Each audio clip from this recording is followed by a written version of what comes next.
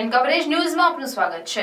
BAPS Swaminarayan મંદિરના હરિભક્તો દ્વારા બોટાદ નગરના બસ સ્ટેશન પર શ્રમ સેવાથી સ્વચ્છતા અભિયાન યોજાયું। ભારત સરકારની પ્રેરણાથી શુભ યાત્રા સ્વચ્છ યાત્રા પ્રકલ્પ હેઠળ સમાજમાં અનેકવિધ સંસ્થાનો દ્વારા સ્વચ્છતા અભિયાન હાથ ધરવામાં આવી રહ્યા છે, જેમાં સરકારના ઉત્તમ પ્રકલ્પ સ્વચ્છતા ઝુંબેશમાં સહભાગી થવા સરકારે દેશની જનતાને કરેલી અપીલના ભાગરૂપે ગુરુહરિ મહંત સ્વામી મહારાજની આજ્ઞાથી બીએપીએસ સ્વામિનારાયણ મંદિર બોટાદના હરિભક્તોએ તારીખ 17/12/2023ના પ્રભાતે 9 વાગ્યાથી 12 વાગ્યા સુધી શ્રમદાન કર્યું, જેમાં બોટાદ શહેર સત્સંગ પ્રવૃત્તિ અધ્યક્ષ પૂજ્ય વિનમ્ર સેવા સ્વામી તથા પૂજ્ય પ્રિય કીર્તન સ્વામી અને વરિષ્ઠ કાર્યકરોના માર્ગદર્શન હેઠળ 200 થી અધિક સંખ્યામાં બાળ બાલિકા, યુવક યુવતી તથા વડીલ હરિભક્તો અને કાર્યકરોએ શ્રમ સેવામાં ભાગ લઈ સ્વચ્છતા અભિયાનને સફળ બનાવવાનો પ્રયત્ન કર્યો હતો।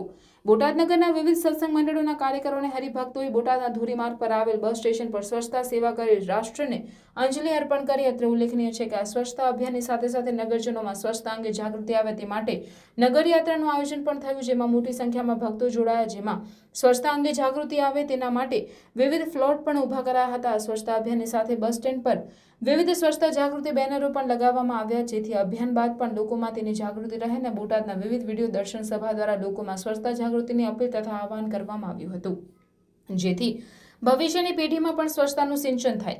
નજીકના ભવિષ્યમાં વિવિધ વ્યાખ્યાનો દ્વારા પ્રજામાં સ્વચ્છતા અંગે જાગૃતિ લાવવાના કાર્યક્રમો પણ હાથ ધરવામાં આવશે। અત્રે ઉલ્લેખનીય છે કે બીએપીએસ સ્વામિનારાયણ મંદિરના બોટાદના બાળકો દ્વારા બોટાદના રાજમાર્ગો પર સ્વચ્છતા જાગૃતિના કાર્યક્રમો કરવામાં આવ્યા હતા, સાથે સંકલ્પ યાત્રા દ્વારા લોકોની સ્વચ્છતા અંગેના વિવિધ સંકલ્પો કરાવવામાં પણ આવ્યા હતા। આ રીતે બીએપીએસ સ્વામિનારાયણ મંદિર બોટાદ સમયે સમયે આવા જનજાગૃતિના કાર્યક્રમો દ્વારા સેવાની ભાગીરથી વહાવી રહ્યું છે। अन्य खबरों के लिए चैनल को सब्सक्राइब कीजिए। खबरों का नोटिफिकेशन पाने के लिए बेल आइकॉन को जरूर दबाएं।